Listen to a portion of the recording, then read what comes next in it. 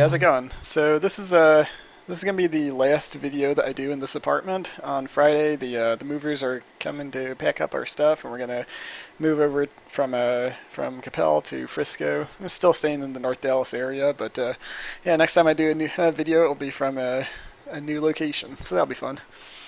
Um, I was looking back at the last couple of weeks worth of videos, and I realized it's been a while since I actually showed anything from the game. So uh, today I'm gonna just kind of be doing a recap of some of the recent work that's been going into Gunmetal Arcadia Zero, some of the enemy designs and stuff, and some of this is going to overlap with some recent devlogs I've written, but hopefully it'll be fun to see it in action.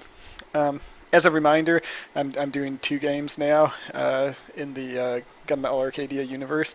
The first one is going to be Gunmetal Arcadia Zero, and this one's going to be kind of a straightforward action adventure platformer game.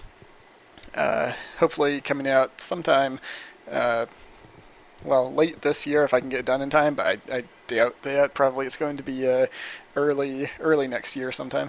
But then the second game will be Gunmetal Arcadia. That one doesn't have a subtitle, but that one's going to take the same sort of core gameplay mechanics and spin it into a roguelike game with randomized levels and permadeath and stuff like that. So yeah, recently I've been adding some new enemies and stuff to Gunmetal Arcadia Zero, so I'm just going to go ahead and jump in and take a look at some of that stuff and sort of walk through it as I go.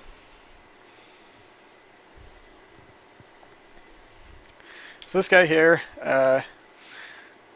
this was sort of inspired by the skeletons in Castlevania who will like throw bones at you. Right now these projectiles don't actually hurt me, which is nice because they they do tend to hit me all the time. This is sort of like the problem of how to hit a moving target. So it takes the player's velocity into account as it's trying to calculate the curve for the projectile. If the player is in a location where the projectile can't reach them, it'll just throw it as far as it can. But yeah, I figured those guys will be sort of nice to place in rooms, sort of where they're out of the way, and you sort of have to make some effort to reach them so that you can kill them, because otherwise they'll make it a pain to deal with other enemies. These guys here, this is kind of like inspired by enemies like the Podoboos in Super Mario Brothers that jump out of lava. As you get near these guys, they'll start bouncing up, and they have a sort of random delay when they fall back down, so you can't completely predict their timing. Yeah, let's see. So if I walk over this way, over here I have these guys who will crawl around surfaces, and since I do have destructible terrain in Gunmetal Arcadia, I knew that they would have to react to things being blown up if they're standing on them. So you can see there I destroyed the cube, and he falls down and starts climbing on this other surface instead. Guys like this will be sort of an example of like what I'm thinking of as minor enemies or grunt enemies. They won't really be player aware. They'll be more of just hazards that you sort of have to avoid. Whereas things that, for instance, the lobbers that throw things at you, those will sort of be aware of where the player is, and they should know that that they should be attacking the player and that sort of thing. And I want to find the right balance of different types of enemies like that. It shouldn't. I don't necessarily think that like every enemy you encounter needs to be a big event. Not every enemy needs to be a mini boss. Some enemies should just be cannon fodder. But of course, there does have to be some challenge there. So as I start grayboxing levels, I'm gonna try to find the right balance there. And then of course I have these turret guys, and I showed these guys in some earlier versions. They are player aware, and they'll turn side to side to face the player and then spit acid. In here, this is an example of something that I feel like I stole from some video game, but despite Twitter coming up with a lot of good suggestions of what I might have been thinking of, I never actually pinpointed exactly what it was. But I had this recollection of some video game where there are like power-ups that are hidden in the world, and like if you pass over them or hit them with a weapon or something, then they'll appear. So what I've done here is yeah, I have this one up, and it's hidden until something passes over it. So Yeah, that's what I was showing off there.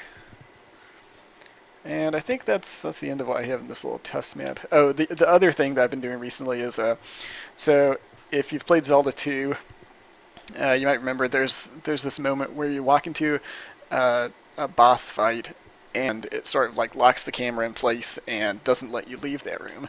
So it's sort of hacked in right now. I'm just using console commands, but I think it was.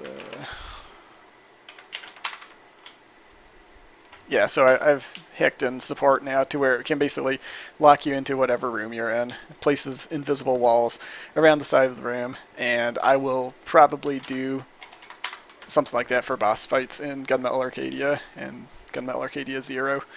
I don't necessarily know if it will be like in Zelda 2 where it sort of like scrolls into the boss fight and then locks the camera there, or whether it will just be a single room or a large area that sort of locks the player in, but something like that. I also recently made a change that would have been super useful in Super Win the Game if I had done that at the time, which is if... so I'll show this off in my editor here. In my editor, you can see like there's no room data to the left of this room, so when I jump into the game and start playing here, when I run over to that side of the room, it basically puts an invisible wall there, so you can never fall out of the world like you could in Super Win. You can also see in my editor there's nothing below this room, so if I fall down there, it kills me automatically. I don't have to like place some sort of tile down there that tells it like this is a kill volume or something. So that's some of the stuff I've been working on recently. Of course, I have a few enemies in progress that I had already started working on before I expanded the scope to include Gunmetal Arcadia Zero. So like the little green slimes that will bounce around, or the insect guys who spit acid. I also have like slimes that can hang on the ceiling and drop down. I have spiders that can hang on the ceiling and drop. Eggs that will spawn the little slime guys. And then I've prototyped like a boss that has a weak point. So I haven't yet figured out like exactly what the scope of bosses will be, but at the very least I can do weak points. So I had mentioned grayboxing earlier, and I guess I should talk a little bit about my plans for grayboxing levels. Grayboxing, it goes by different terms at different studios. Some people will refer to it as like whiteboxing or something, but basically it's the process of blocking out the structure of a level. Hi cat, I hear you.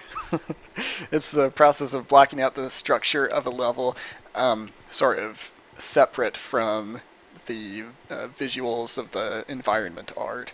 So what I'm going to be doing for Gunmetal Arcadia Zero is blocking out all the levels just using these gray tiles like I have here. I'm not even necessarily going to be thinking of it in terms of like, this is level 1, this is level 2.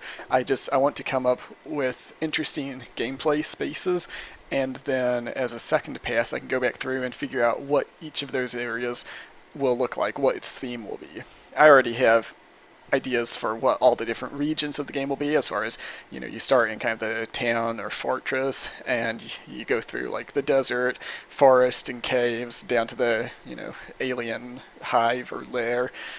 So I sort of have that scope planned out, but I want to design the levels sort of agnostic of any particular theme. I think that will... my hope is that will let me focus on just coming up with interesting gameplay spaces, as opposed to thinking, oh, this level is a cave, so I need to treat it as all interior spaces, or that sort of thing. But yeah, right now I'm mostly just focusing on like enemies and stuff. Probably, I don't know yet whether I'm going to move on to grayboxing levels as my next thing, or whether I want to start working on like other types of content like weapons and power-ups and things. But yeah, it definitely feels like my plan to sort of fast-track this content production for Gunmetal Arcadia Zero is serving its purpose well so far, so I'm happy about that. As always, if you're enjoying this series, or if you're enjoying my weekly development blogs, please like and subscribe. I do have a Patreon page. Big thanks to everyone who's already pledged their support through Patreon. As always, you can send me feedback on Twitter or on S.fm. My username is Pirate Hearts on both of those. But thanks for watching, and I'll see you next time.